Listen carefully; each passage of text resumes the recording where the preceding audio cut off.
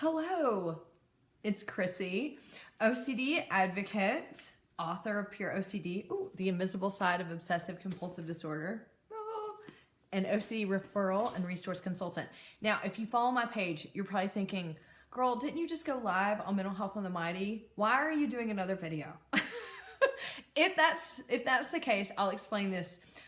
I'm already in video mode, and so I wanted to get this video done. I've been wanting to do it for weeks, and I just keep putting it off. Maybe avoidance, which is a compulsion. But I wanted to get this up before Christmas, and I just thought, I'm already in video mode. I've already got everything set up. I'm gonna go with it, okay? So I'm sorry you have to see 2 videos of me today in the same shirt, with the same hair and everything. But I just wanted to go ahead and get it done. Also, I wanted to point out that Sean David, which many of you know, who's my partner, he put a hat on the banana. And I wasn't sure how long the hat was going to stay on the banana. And so I just had to go ahead and record a video. So yes, this will stay up like that all through December, including when I meet with clients and everything. So anyway, I thought that was great. Happy December to you. And today I am probably not going to be on here long because I just did a 30-minute video on Mental Health on the Mighty.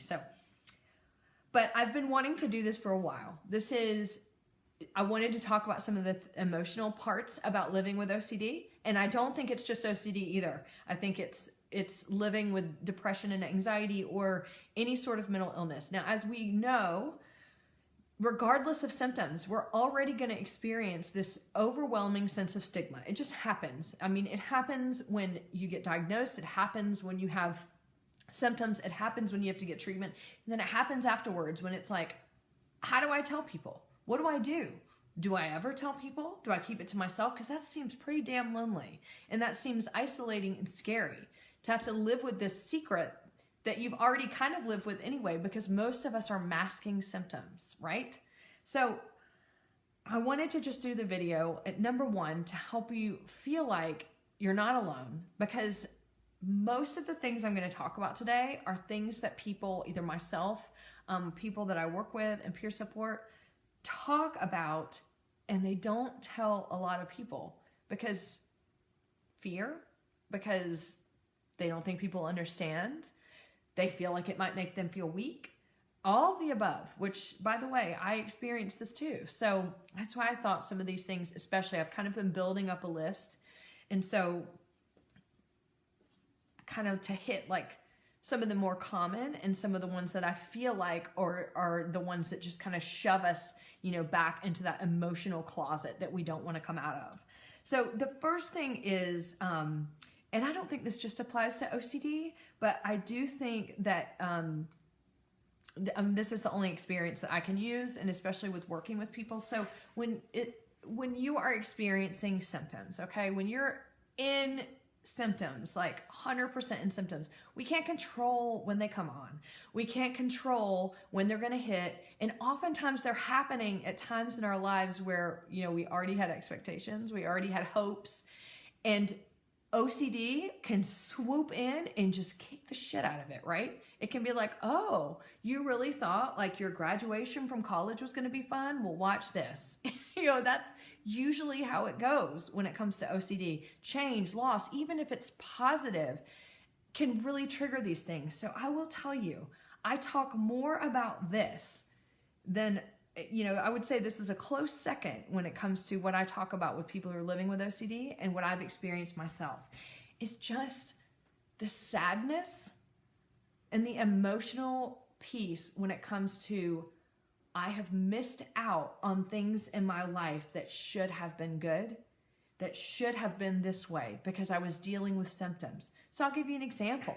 People who are dealing with the pedophilia-themed OCD, okay? So, they've been suffering for years with these horrible intrusive thoughts about whether or not they're going to turn into a pedophile or why did I have this horrible thought and what does that mean? And oh my gosh, which this is a very common theme of OCD, by the way. But, when if they're the one pregnant or their spouse is having a baby, and instead of being able to celebrate and be happy, they're terrified. What am I going to do if the thoughts are there? And how is this ruining the time of my life where I should be the happiest, and instead I'm crippled with fear about what's going to happen, what could happen, and why. Why is this happening? You know, countless people I've worked with who they get engaged and it's leading up to their wedding, and all of a sudden they've got HOCD fears, which is the fear of turning gay. Well, not that there's anything wrong with that, but all of a sudden they're saying this should be the happiest day of my life, and I am ripped apart inside why I'm having intrusive thoughts about whether or not I'm going to turn gay. You know, and so these monumental things we look at in our lives, these big stepping stones, these big things, you know, that we kind of idolized when we were younger. It's almost like it's a minefield for OCD, right? Okay, you're gonna buy your new house, you know, with your family. Oh, okay. Well, I'm gonna amp up the what if I snap and murder everybody in their sleep and burn down the house. You know, the fears don't even have to be related to what it is that the change is, but that's when OCD just really digs into that emotional side of, and the sadness of looking back on your life and saying, other people experienced their teenage years for what they should have been, and I spent mine, and this is me, and I spent mine, you know, half of the time in my bedroom, crumpled on the floor, trying to figure out if my intrusive thoughts were real or not knowing it was an illness.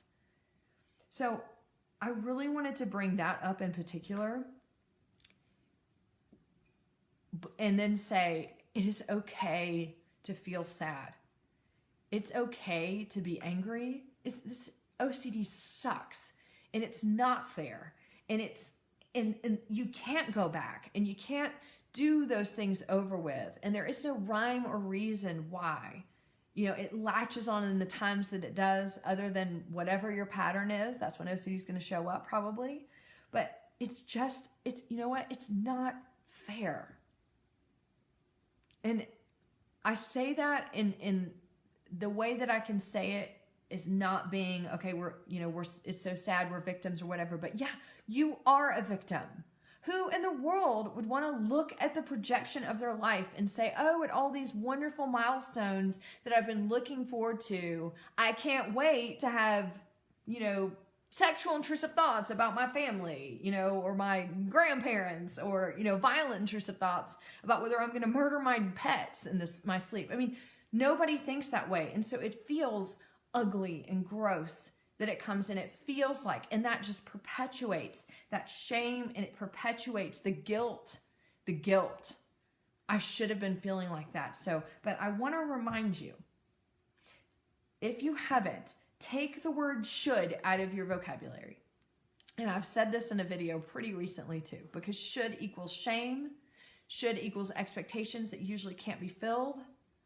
And should is a dangerous word when it comes to living with mental health symptoms. So yes, it sucks that there have been times in our lives that have been hijacked by OCD, and it is okay to be sad, and it is okay to be angry. And I have experienced anger for a long time in my life because of it. And that is all okay. And it's important to go through it. But what I really want you to hear is that you aren't alone, and that thousands and thousands and thousands of people are experiencing this too, and look back on parts of their life and they think, why did this happen to me? And why couldn't it have been different? And I wish things could have been this way. And it is okay to wish that. But it's also okay to say, that's how things were. I'm going to grieve that as much as I can. And now what can I do to change that moving forward? So the other milestones I have in my life, or just everyday life in general, doesn't have to be hijacked and taken over by OCD. So really, really, really wanted to bring that up today, because such a big thing that is a source of sadness and anger for people, and can oftentimes hinder recovery by focusing on what OCD has ruined versus what you can do to get control of it and move forward. So just a couple other things. A big one, and I did this at something on my podcast today, Coffee with Chrissy. It's at buzzsprout.com. What did I do to deserve this? So I think this is a natural thing that all of us do. when bad things happen, right? Because we tend to, as logical people, we're going to look at this. We're going to look at, okay, something happened. Why did it happen? Okay. So, and then why did it happen? Well, what did I do to make that happen? Right? This is a logical way of looking at things, correct? That's how we use our logical brain. Well, as we know, OCD is not logical. So any sort of why did this happen? When did this happen? And how can I figure that out? What that's doing is you're trying to find the key so you can correct it. And so the symptoms will go away, which is impossible. You have to learn how to manage symptoms behaviorally. So you can't just go back to find a key, and you can't search for a key and then have everything magically go away. But the piece of what did I do to deserve this? This is a rabbit hole so many people get stuck on, okay? The reason why is because OCD is in our heads, in our viewpoint, it's bad. And it's bad because it tortures us and we suffer. And so we want to somehow find out why and what we did to cause this. It's a natural reaction to it. And trust me, I spent 12 years in this saying I must have done something wrong to make these thoughts be here, because that just is how we relate to the world. Again, we cannot do that because there is no cause and effect other than the cause is you have OCD. The effect is you have symptoms. Now that is difficult to comprehend when we're having these major, violent, sexual, blasphemous, intrusive thoughts. You know, it just doesn't seem okay to just say, oh, this is OCD. It does not seem okay. Number one, that seems way too easy. I can't just say I have OCD. It seems like a cop-out, right? Oh, I just have OCD. That's why I worry that I'm a murderer or a pedophile. You know, that it just seems, how did someone put it?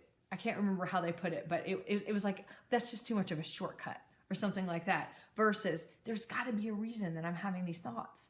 And they want to find out what they had done to cause the thoughts, why they were a bad person to cause the bad thoughts. That is a rabbit hole, my friends. And a rabbit hole that you will spend a lot of time and a lot of emotional turmoil going down. I mean, you want to find the moment that you got triggered with OCD. You want to find a reason why. Go find it then. But you're going to be searching for a long time. And if you find it, if you did, you're still going to hurt. You're still going to have symptoms. And I said this morning on my podcast.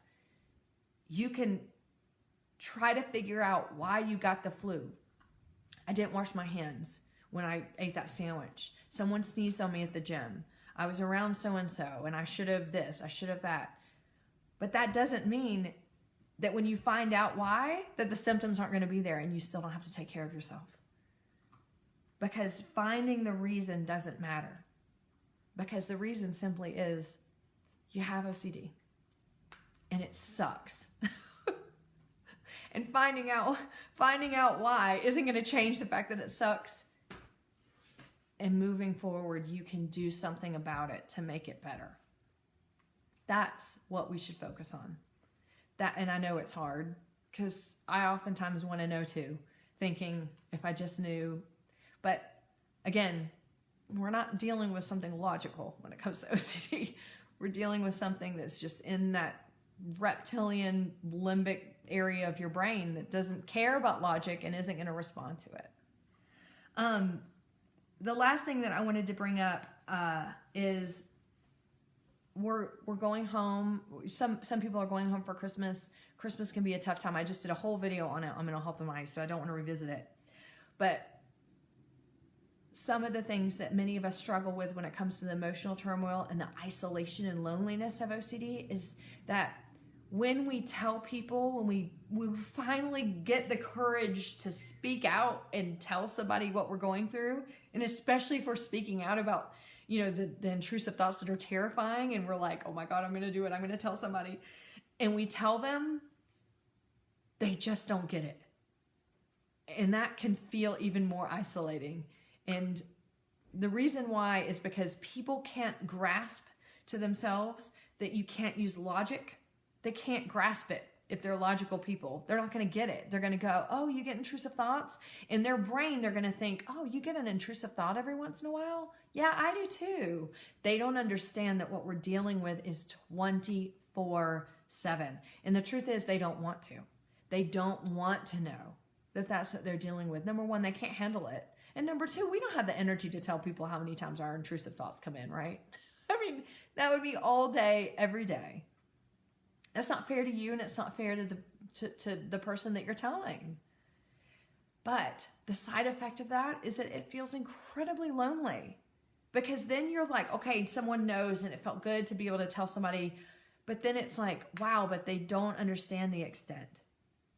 And so when we're going into situations like holidays, when we're going into situations where people know our history or whatever, and we are suffering and we are dealing with this 24/7 OCD crap in our head, it's very difficult. As most of you know, if you have pure OCD, you know, you put on a face, you act it out, people don't know, you just do what you do, and you smile through it.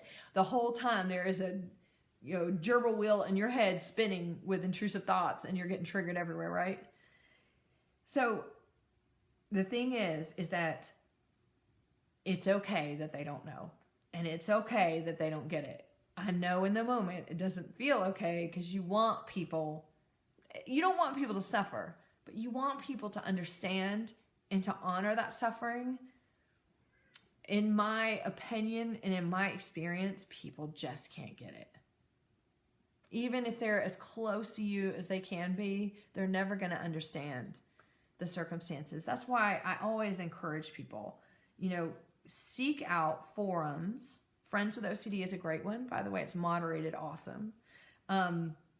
Seek out forums, seek out places where there are sufferers living with OCD. Be very mindful of how much time you're spending on them, whether you're getting reassurance or whether it's triggering you, or whether, you're getting false information. But just sometimes being able to connect with people, or maybe if you're in a forum, find somebody that tends to think like you and maybe reach out over message. I know that sounds bizarre and terrifying, but some of the greatest friendships and support that I have are people that I've met on the internet. Some of them I've never even seen in person, but I know I took the risk, reached out to them years ago, and they continue to be support, and I hope that I'm the same to them. But people who have OCD, even on my YouTube, and some of the comments, reach out to the people there. Shoot a message, put your email address, exchange some information, and just have somebody there that gets it, that understands what it means to live with this stuff 24/7. We have a huge platform now. There's a great community of people. Intrusivethoughts.org is a great place to go. No CD, it's an app for Apple. I do believe they're coming out with Android. They may already have, but it's treatmyocd.com. Check out those platforms, intrusivethoughts.org, treatmyocd.com. These places are run by amazing people doing great work, and you can connect to a community that understands, especially during this time of year, whether or not it's stressful for you or after it's over, coming home to the letdown. So just wanted to share those few things with you. The kind of the point of this video is just the emotional side of OCD that often doesn't get talked about. It really is just this, symptom management, but there's so much more. There's so many more layers when it comes to OCD that we suffer in silence about. And I wanted to tell you today that you're not alone in anything that you're experiencing, any of that. Why me? That this is not fair, and having to grieve the person that you were, or wishing that you were the person you were before OCD showed up, or what is my life going to look like now that I have this and I have to manage this every day? You are not alone. These are tough things for all of us. It's okay to feel sad about it. It's okay to feel angry. It's okay to be a victim, because we are victims of an illness we didn't want. We don't have to play the victim. But it's okay to own that, because we are going through something really hard, really tough. But on the other side of that is a lot of resiliency, a lot of strength, and a different worldview that we get to live with, where we understand suffering and we understand suffering of other human beings, and that helps connect us to people. So the silver lining for me through all of this has been the ability to connect with people and to get it and to understand. I get what you're going through. You get what I go through. So you are not alone.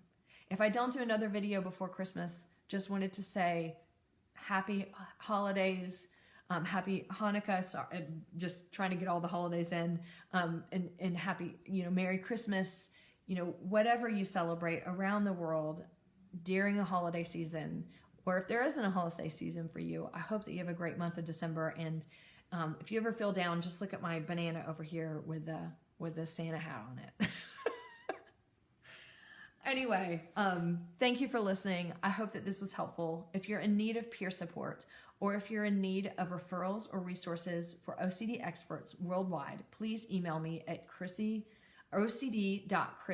CHRISSIE @gmail.com, or head on over to my website at chrissiehodges.com and follow me on Instagram at pureochrissy. Talk soon.